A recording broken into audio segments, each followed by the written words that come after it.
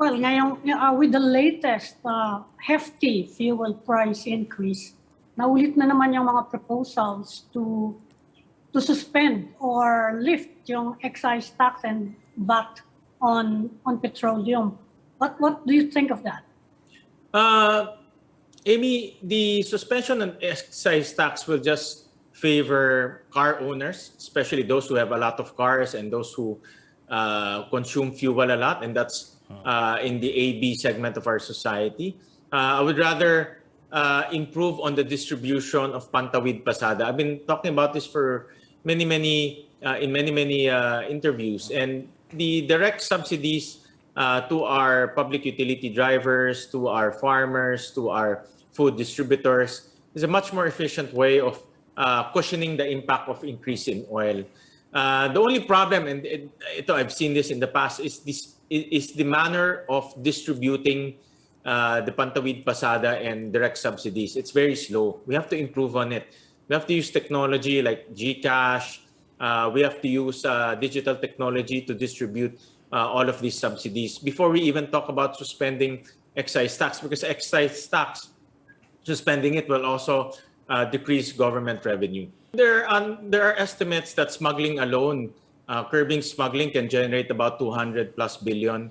Tax efficiency alone can generate another 200 plus billion. That's 400 plus. So if we are trying to cover up 300 billion, that can be easily covered by curbing smuggling and corruption, and also payment of taxes. Ed, yes, sir. If you look at the every tax season, you see a huge line, a long line of people trying to pay taxes. Let's make it easier for taxpayers to pay. If we can buy goods through the internet as easy as just giving our credit card, we should do the same for tax payment. Meaning, let's make it easier for the taxpayers to pay. We have to keep on doing it. We have to find ways to innovate, to automate, especially make it easier for our taxpayer. It's time to get serious, because raising taxes should be the last recourse. This is the pandemic season. Government is not the only one feeling the pinch. Our business people are also feeling the pinch. A lot of our people coming out of the pandemic is feeling the pinch. So it should be the last recourse. That's why the first activity should be, let's grow the economy. Let's bring it back to pre-pandemic level, growing at 7%.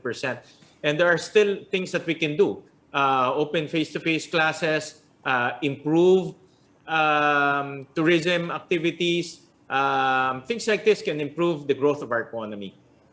Well, in terms of growing the economy, are you thinking of any priority legislation that you're planning to pursue?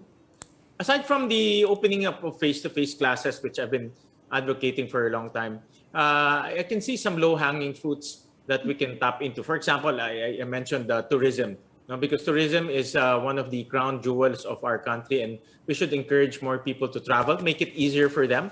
Like the other day, I was talking to some Taiwanese and Singaporean investors. It's still quite bureaucratic to come to the Philippines.